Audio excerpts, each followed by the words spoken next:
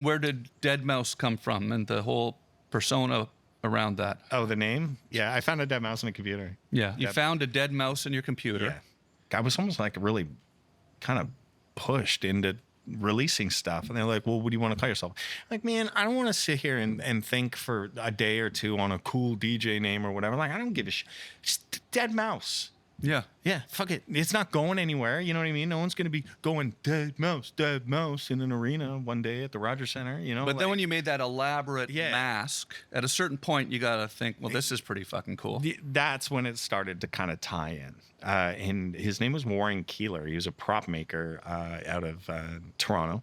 He's like, oh, I know this company, and they'll make an acrylic sphere. And I'm like, cool. Yeah, and he's gave me a budget, and I was like, yeah, that's great. Yeah, bust it out. And he did, and he's like, oh, and I even made the eyes light up. And I'm like, oh, okay, that's cool. Put it on, and then my first show wearing it was in Halifax.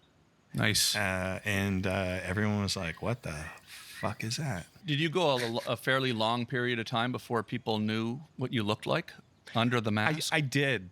I'd say a couple of years. What had happened was I had this song called Faxing Berlin a long time ago. Another friend of mine, Chris Lake, who's a big DJ out in Europe.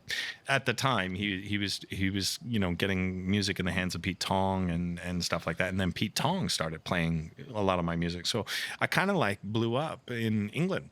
In the UK first, and then the buzz came back to Canada, and then it was deadmau5 this, deadmau5 that in the dance scene in Canada, because them thinking Pete Tong's playing stuff, he must be from the UK, from the Kent scene. And were you secretive in the beginning about who your real identity was? Or I tried. You kind of have to sort of sneak in. I put an effort in. Was there like you have to sneak in with the deadmau5 head? No, it's actually we have a case, so the ears come off, and then it just folds in a nice cube. So you just kind of roll it in. Sneak in through the back, and then nobody would see you put it on, and you'd